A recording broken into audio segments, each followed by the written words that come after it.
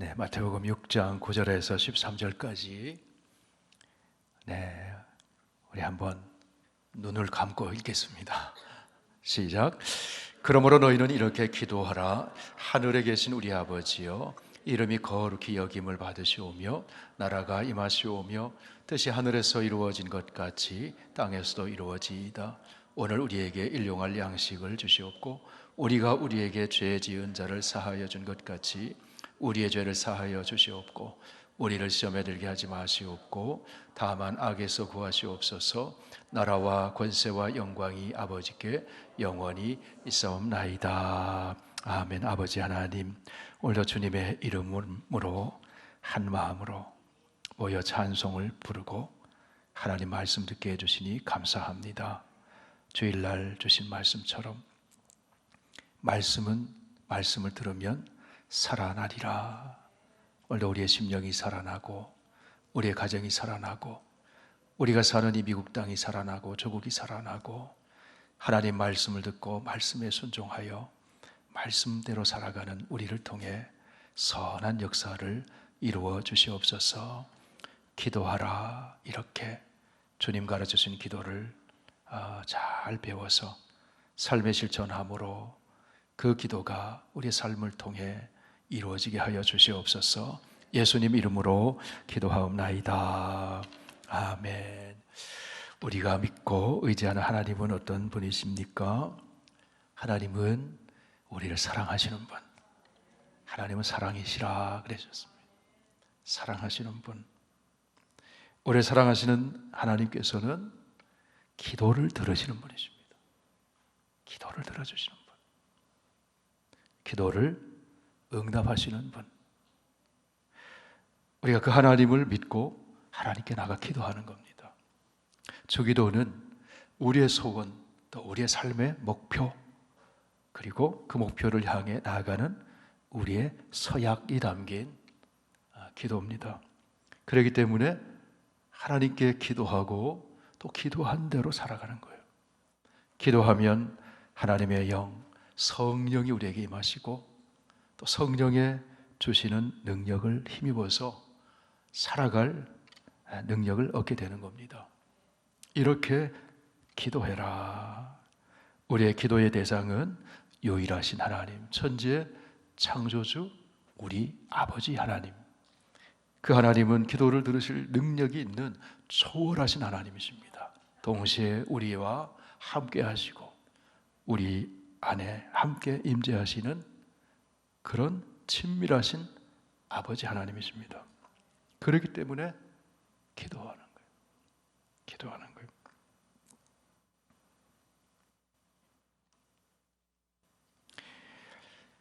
그래서 하나님의 이름을 먼저 부릅니다. 하늘에 계신 우리 아버지요. 우리 성도는 크리스천은 기도하는 대상이 분명하죠. 분명합니다. 그래서 세계의 당신 청원, 아버지께 드린 청원, 이름이 거룩히 여김을 받으시며 하나님의 나라가 임하시오며 뜻이 하늘에서 이루어진 것 같이 땅에서도 이루어지다. 세상에 많은 문제들이 있습니다. 충돌이 있고 갈등이 있고 싸움이 있고 있습니다. 그 모든 것을 문제를 해결하는 길은 하나님의 나라가, 하나님의 통치가 임하기를 원합니다. 그 하나님의 통치 아래 순종하면 나의 자기 주장, 나의 뜻을 앞세우면 충돌하게 되지만 하나님의 뜻 앞에 우리가 통치에 순종하면 화평이 이루어지는 겁니다. 그리고 하나님께서, 우리 주님께서는 우리에게 일용할 양식을 주옵소서. 날마다 우리의 짐을 맡아주시고 우리가 염려의 종이 아니라 하나님께 맡김으로 어떤 일을 만나든지 상황이 어떠하든지 환경이 어떠하든지 하나님이 주시는 평강을 누리는 삶, 그것이 하나님이 원하시는 삶이라는 거죠. 날마다 맡기는 겁니다. 양식을 구한다는 것은 먹는 밥만 구하는 것이 아니라 우리가 살아가는 이 땅에서 살아가는 데 필요한 모든 것을 날마다 구하면서 살아라. 그래서 내가 사는 것은 내 안에서 행하시는 하나님의 능력으로, 그 은혜로 살아간다고 하는 그 사실을 고백하고 서약하고 의지하면서 하나님께 날마다 나아가는 것이죠. 우리 날마다 일용할 양식을 구하면서 또 우리가 살아가면서 날마다 하나님께 구해야 하는 것이 있습니다. 죄 용서를 구하는 겁니다. 죄 용서를. 그리고 날마다 우리가 구해야 하는 것이 있습니다. 시험에 들지 않기를. 우리 앞에는 날마다 시험거리가 있어요. 날마다 있습니다. 그래서 기도하는 거죠. 시험에 들지 않기를. 우리가 사는 이 세상은 날마다 우리를 둘러싸고 있는 악들이 있습니다. 우리를 넘어뜨리려 하는 그런 악한 그런 사단 마귀가 우리를 넘어뜨리려고 하고, 그래서 시험에 들게 하지 마시옵고 악에서 구해주세요. 그 기도하는 거죠. 그 기도할 때 여러분, 우리 날마다 하나님께 죄 용서를 구하고 죄 사함을 받아요. 여러분 그렇지 않나요? 날마다 죄 짓잖아요. 날마다 죄 안 짓는 분이 있으면 손 들어보세요. 마음속으로 날마다 죄 짓잖아요.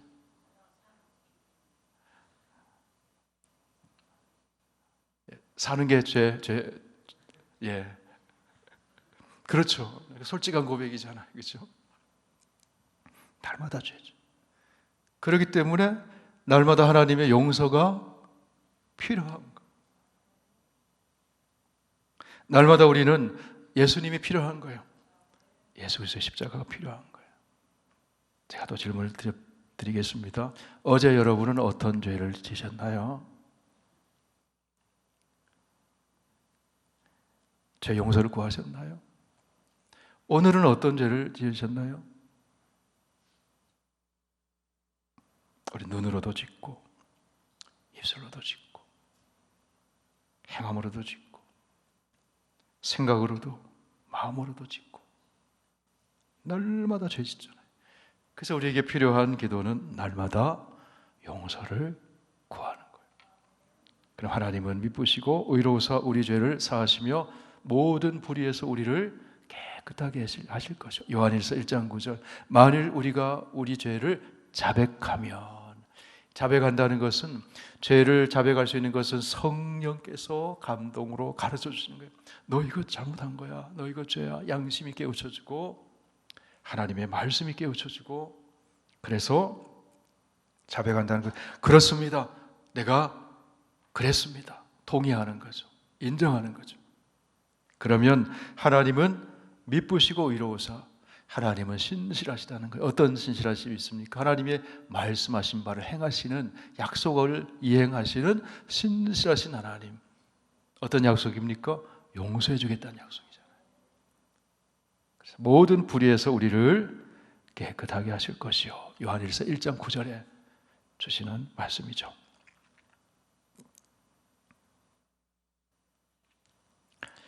날마다 먹을 양식이 필요한 것처럼 날마다 죄를 범하기 때문에 날마다 용서받아야 합니다. 우리 예수님은 언제나 십자가에 예수 그리스도의 흘리신 그 피의 용서는 언제나 유효합니다. 항상 유효합니다. 항상 유효한 거죠. 그 십자가를 의지해서 죄 씻음을 받는 거죠. 자, 이 기도는 하나님의 자녀들이 하는 기도입니다. 하나님의 자녀들이.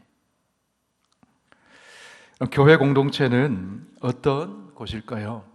교회는 용서받은 죄인의 공동체입니다. 그렇죠? 동시에 용서받은 의인의 공동체예요. 우린 죄인이면서 의인입니다. 그렇기 때문에 누구에게나 용서가 필요하다. 우리가 한번 원죄를 용서받았다고 해서 이 땅에서 죄가 없어져 버리거나 죄를 더 이상 짓지 않거나 그러지 않기 때문에 하나님께서는 우리에게, 우리 주님께서는 날마다 죄 용서를 구해라 그렇게 말씀합니다. 우리 권사님 기도 중에 주신 말씀 시편 68편 19절. 날마다 우리 짐을 지시는 주 곧 우리의 구원이신 하나님을 찬송할지로다. 날마다 하나님은 우리의 짐을 주세요. 인생의 짐을 주세요. 가장 큰 짐은 뭡니까? 죄짐이잖아요. 죄짐 맡은 우리 구주, 어찌 좋은 친구인지. 죄짐을 날마다 져주신다는 거. 날마다 져주시고 우리의 죄를 다 용서해 주시고 동이서에서 먼 것 같이 죄를 옮겨주시고 기억하지도 않으시고 그런 신실하신 사랑의 아버지 하나님이시다 하는 겁니다. 자, 오늘 읽은 말씀 우리 12절 말씀 우리 함께 다시 한번 읽습니다. 시작. 우리가 우리에게 죄 지은 자를 사하여 준 것 같이 우리 죄를 사하여 주시옵고. 이 죄는 빚과 같은 의미를 가지고 있어요. 빚은 부담을 가진 거예요. 손해를 끼치는 것이죠. 우리 날마다 하나님 앞에 빚을 지고 있어요, 사실은. 그런데 그 빚을 누가 갚으신 거예요? 예수님이 갚아주셨어요. 그래서 우리 예수님은 1만 달란트 빚진 자를 탕감하여 준 그런 비유를 하시죠. 그 1만 달란트는 도저히 내 힘으로는 갚을 수 없는 불가능한 그런 빚이에요. 그 빚을 하나님이 탕감해 주셨어요. 예수님이 대신 갚아주셨어요. 대신 갚아주셨어요. 그런데 100데나리온 빚진 사람을 만났을 때 용서해 주지 않은 그 사람에게 책망을 하시잖아요. 1만 달란트 도저히 탕감받을 수 없는 불가능한 것을 갚아주었는데 탕감받았는데 100데나리온의 그 100데나리온은 100일치의 그것도 작은 금액은 아니에요. 100일치의 품삯이라고 할 수 있고 1만 달란트는 엄청난 거죠.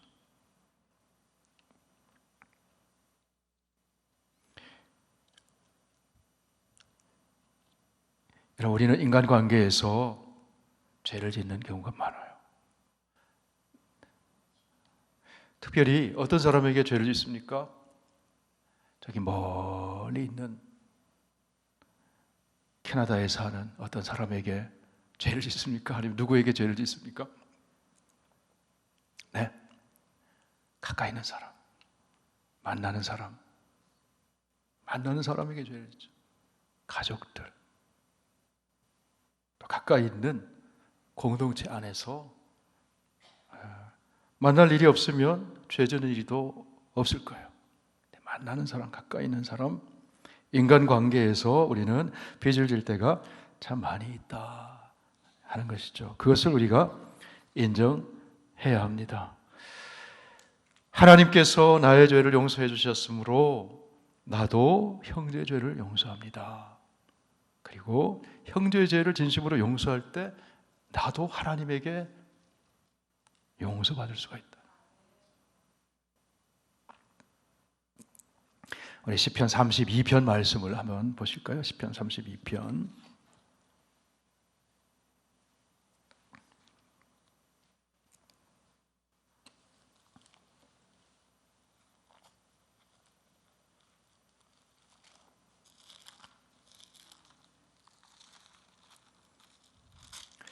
네, 구약 824쪽에 있습니다.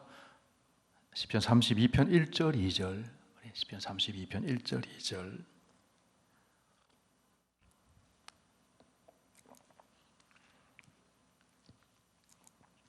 다 함께 읽습니다. 허물의 사함을 받고 자신의 죄가 가려진 자는 복이 있도다. 마음에 간사함이 없고 여호와께 정죄를 당하지 아니하는 자는 복이 있도다. 정말 복은 용서받은 복이라는 거예요.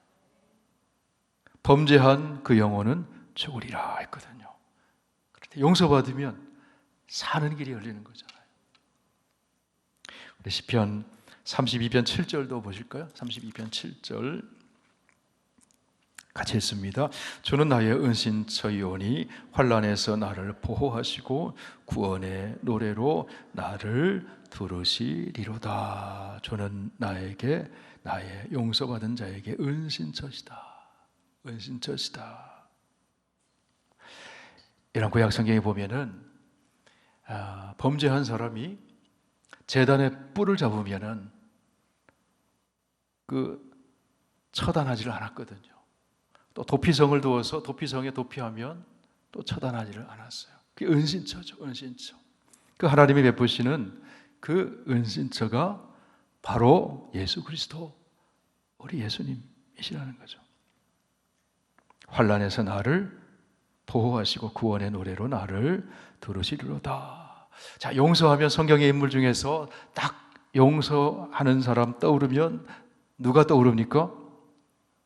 누가 떠올라요? 요셉이 떠오르잖아요. 요셉.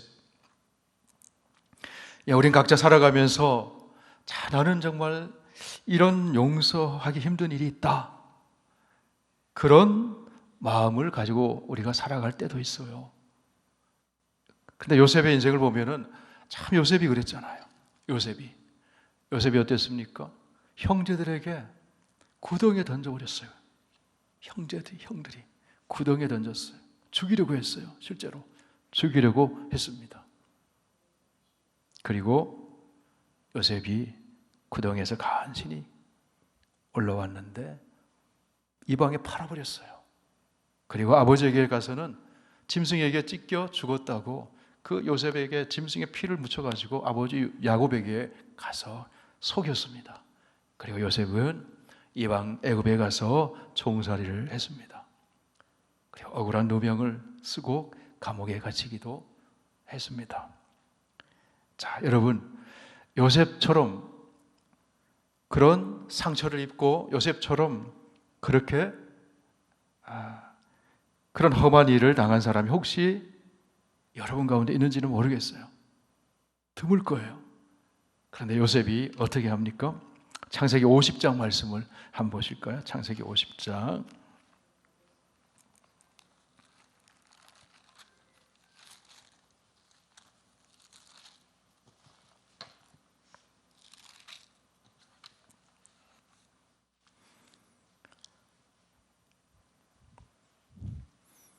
요셉의 아버지 야곱이 가정의 울타리와 같았던 형들과 그 모든 가족들에게 울타리와 같았던 보호자와 같았던 그 아버지 야곱이 세상을 떠나고 장사를 지냈습니다. 그 이후에 그 요셉의 형들이 요셉에게 찾아와서 이렇게 얘기를 하죠. 우리 17절 말씀, 17절 18절 우리 함께 읽습니다. 너희는 이같이 요셉에게 이르라. 내 형들이 내게 악을 행하였을지라도 이제 바라건대 그들의 허물과 죄를 용서하라 하셨나니 당신 아버지 하나님의 종들인 우리 죄를 이제 용서하소서 하며 요셉이 그 형들이 그에게 하는 말을 들을 때에 울었더라. 그의 형들이 또 친히 와서 요셉 앞에 엎드려 이르되 우리는 당신의 종들이니이다. 그러자 요셉이 어떻게 얘기합니까? 21절까지 요셉이 그들에게 이르되 두려워하지 마소서. 내가 하나님을 대신하리이까. 당신들은 나를 해하려 하였으나 하나님은 그것을 선으로 바꾸사 오늘과 같이 많은 백성의 생명을 구원하게 하시려 하셨나니 당신들은 두려워하지 마소서. 내가 당신들과 당신들의 자녀를 기르리이다 하고 그들을 간곡한 말로 위로하였더라. 여러분, 심판은 누가 하는 거예요? 하나님이 하는 거예요. 내가 하나님을 대신하리까. 요셉이 형들을 용서하잖아요. 요셉이 형들을 이미 용서했어요. 그런데 형들이 죄책감에 매여서 그 용서를 온전히 받아들이지를 못했죠. 그런데 아버지가 죽고 나서 다시 그 죄책감이 살아나서 아버지가 계셨을 때는 아버지가 우리의 보호하는 울타리가 되었는데 이제 요셉이 그 총리의 그 권세 있는 자리에서 나 우리를 해칠 수 있다. 그런 두려움이 생겼잖아요. 그런데 요셉이 하나님은 그 모든 것을 선으로 바꿔주시고 많은 사람의 많은 백성의 생명을 구원하게 하셨습니다. 형들이 나를 팔아버린 것 같지만 실은 하나님의 주권적인 선하신 손길이 나를 여기까지 인도해 주셨습니다. 하나님은 선으로 바꿔 주셨습니다. 요셉이 용서하고 위로해주고 오히려 자식들을, 그 조카들을 기르잖아요. 돌봐주잖아요. 어떻게 이게 가능할까요? 저를 따라 한번 말씀해 보세요. 압도적인 은혜를 받으면 가능합니다. 그런데 여러분, 우리가 실은 하나님의 압도하시는 은혜를 이미 받았습니다. 그 은혜가 무엇입니까? 예수 그리스도의 십자가의 그 속량으로 말미암아 죄 사함을 받았습니다. 죽음에서 생명으로 옮겨졌습니다. 눈과 같이 우리의 죄를 다 깨끗하게 씻어주셨습니다. 그게 압도적인 은혜잖아요. 압도적인 은혜를 받으니까 형들을 용서했어요. 만약에 용서하지 않는다면 그 형들은 요셉에게 매이는 것이고 또 요셉은 형들에게 매이는 거예요. 서로 그냥 사슬로 묶여지는 거죠. 잠을 잘 때에도 생각나고 눈을 떠도 생각이 나고 가만히 평상심을 유지하다가도 생각나면 분노가 막 차오르고, 그러면 자유가 없잖아요. 자유가 없잖아요. 용서하면 내가 자유해지는 겁니다. 자유해지는 거죠. 서로 자유해지는 거죠. 그래서 필립 얀시라는 분은 이런 말을 했어요. 용서는 비은혜의 사슬을 끊어내는 것이다.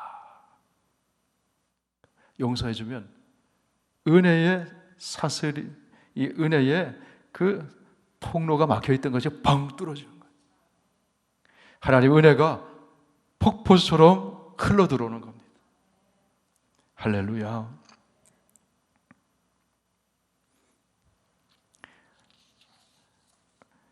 오늘 주님이 가르쳐 주신 기도의 13절까지가 기도인데, 그 다음에 이어지는 말씀, 부연하는 말씀이 마태복음 본문에 또 나옵니다. 13절까지가 주님 가르쳐 주신 기도인데 14절, 15절에 또 이렇게 덧붙여서 말씀을 합니다.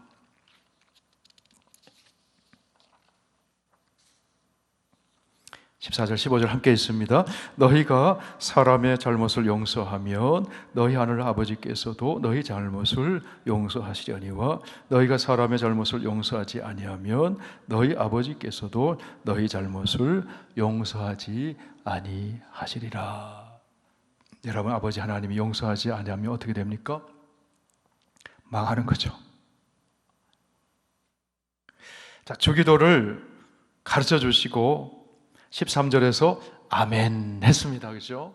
14절, 15절에서 용서에 대한 말씀을 또 다시 하셔요.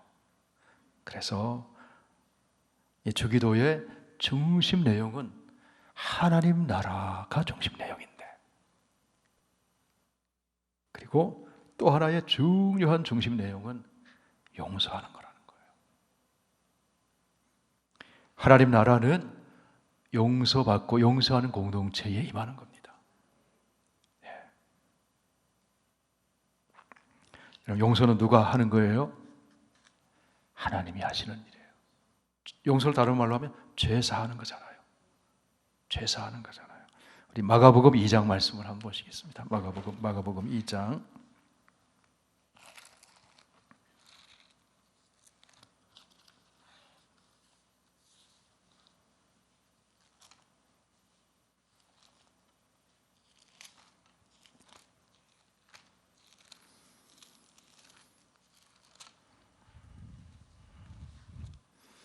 네, 마가복음 2장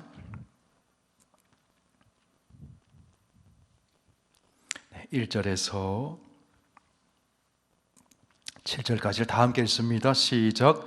수일 후에 예수께서 다시 가버나움에 들어가시니 집에 계시다는 소문이 들린지라 많은 사람이 모여서 문 앞 앞까지도 들어설 자리가 없게 되었는데 예수께서 그들에게 도를 말씀하시더니 사람들이 한 중풍병자를 네 사람에게 메워 가지고 예수께로 올세 무리들 때문에 예수께 데려갈 수 없으므로 그 계신 곳에 지붕을 뜯어 구멍을 내고 중풍병자가 누운 상을 달아 내리니 예수께서 그들의 믿음을 보시고 중풍병자에게 이르시되 작은 자야 내 죄 사함을 받았느니라 하시니 어떤 서기관들이 거기 앉아서 마음에 생각하기를 이 사람이 어찌 이렇게 말하는가 신성모독이로다 오직 하나님 한 분 외에는 누가 능히 죄를 사하겠느냐. 자, 유대인의 생각 속에 특히 율법학자 생각, 유대인의 생각 속에 죄는 누가 사하는 거예요? 하나님이. 그런데 예수님이 인간으로 보이는 그 예수가 와서 내 죄 사함을 받았느니라 그렇게 말씀하거든요. 그럼 예수님이 누구라는 거예요? 하나님이 하시는 일을 하는 분이라는 거죠. 그런데 서기관들이 그것을 용납하지를 못하고 신성모독하는 것이다 그렇게 비난을 했어요. 하나님 한 분밖에 죄를 용서할 분이 없지 않느냐. 그 죄 용서함의 주체는 하나님이시라는 거예요. 그것을 살라흐랍니다. 하나님이 죄 사함의 주체시라는 거죠. 살라흐, 죄 사함, 살라흐.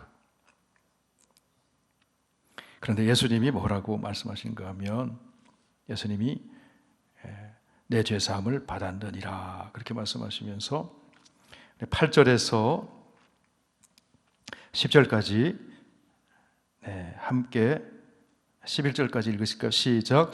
그들이 속으로 이렇게 생각하는 줄을 예수께서 곧 중심에 아시고 이르시며 어찌하여 이것을 마음에 생각하느냐. 중풍병자에게 내 죄사함을 받았느니라 하는 말과 일어나 내 상을 가지고 걸어가라 하는 말 중에서 어느 것이 쉽겠느냐. 그러나 인자가 땅에서 죄를 사하는 권세가 있는 줄을 너희로 알게 하려 하노라 하시고 중풍병자에게 말씀하시되 내가 내게 이르노니 일어나 내 상을 가지고 집으로 가라 하시니 어떻게 됐습니까? 그가 곧 일어나서 상을 가지고 하나님께 영광을 돌렸다 그랬습니다. 자, 죄 사하는 것은 죄 사함 받았느니라는 건 말로 하는 거잖아요. 그런데 중풍병자에게 일어나 걸어가라 하는 것은 치유의 사건이 일어나는 거잖아요. 그 치유의 사건은 누가 일으키는 거냐 하면 종말의 구원의 주 그리스도께서 오셔서 하는 일이신데 그 하나님이 하시는 일이거든요. 하나님이 병자를 고치시는 거거든요. 하나님이 이적을 행하시는 거거든요. 그런데 예수님이 그 이적을 행하심으로 예수님이 하시는 죄사함의 권세를 확증시키는 거예요. 예수님이 죄사하는 권세가 있다는 것을 보여주는 거죠. 나타내는 거죠.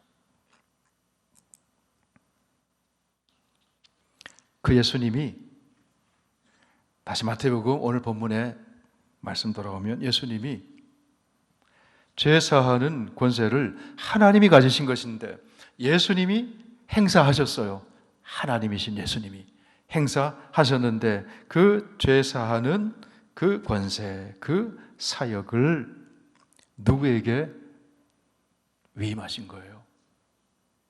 각자 우리 예수 믿는 성도에게 위임하신 거예요.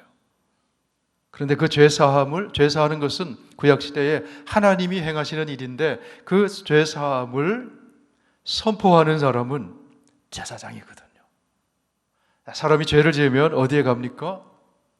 성소에 나가죠. 성소에, 성막에 나가죠. 성전에 나가죠. 그래서 뭘 가지고 나갑니까?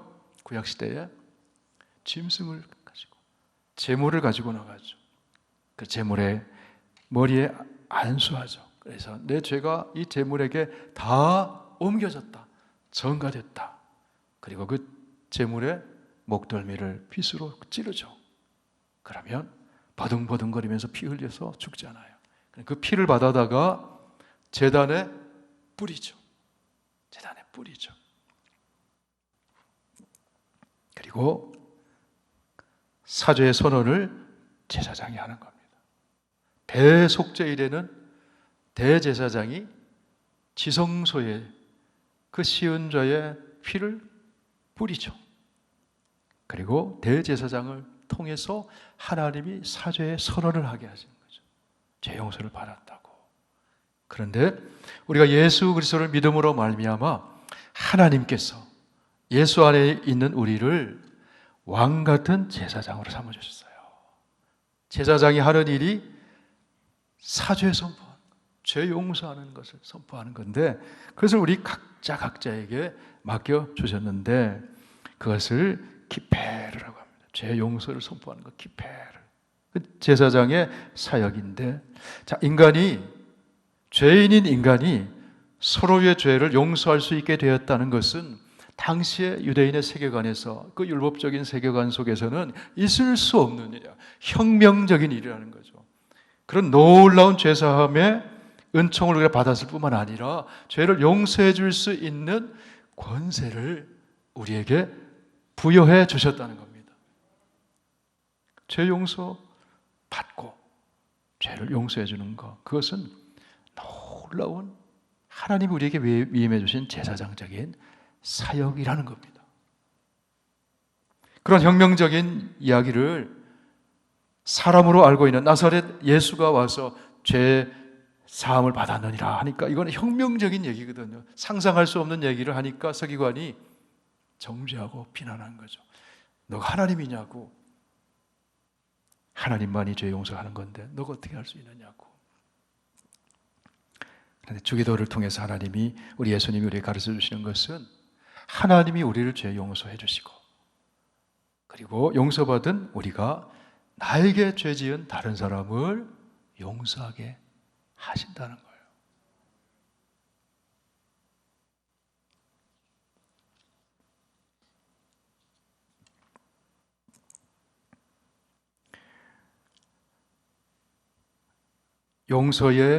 용서가 없이는 평화를 누릴 수가 없어요. 그래서 주기도의 가장 핵심, 하나님 나라와 죄 용서라고 할 수 있어요. 하나님 나라는 죄 용서를 통해서만 경험할 수 있는 거예요.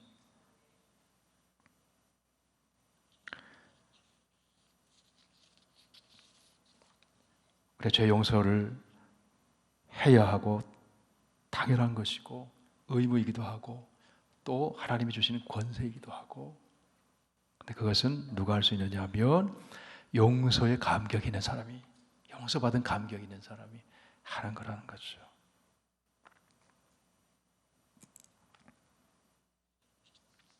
네, 질문을 좀 드릴게요. 여러분은 용서하지 못하는 사람이 있습니까? 얼굴 보니까 저를 모르겠는데요. 그를 받아들이지 못하는 이유는 무엇입니까? 스스로에게 한번 물어보세요. 제 고백을 통해서 참된 자유를 누린 경험이 있으십니까? 어떤 경우에 그랬습니까? 우리가 주님 가르쳐 주신 기도를 할 때 늘 이렇게 자기 자신을 돌아보고 그런 마음으로 하나님 앞에 기도해야 한다. 용서를 통해 하나님은 화평을 이루게 하신다. 화평을 이루게 하신다. 우리 마태복음 산상수훈해 주시는 말씀을 우리 같이 한번 보시겠습니다. 마태복음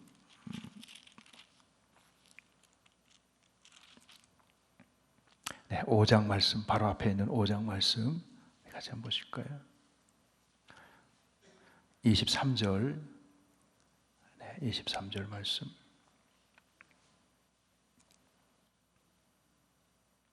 23절, 24절 함께 읽습니다. 시작. 그러므로 예물을 제단에 드리려다가 거기서 내 형제에게 원망 들을 만한 일이 있는 것이 생각나거든 예물을 제단 앞에 두고 먼저 가서 형제와 화목하고 그 후에 와서 예물을 드려라. 원망 들을 만한 일, 다시 말하면요, 용서를 구하고 또 용서하고, 반대 경우도 똑같은 거죠.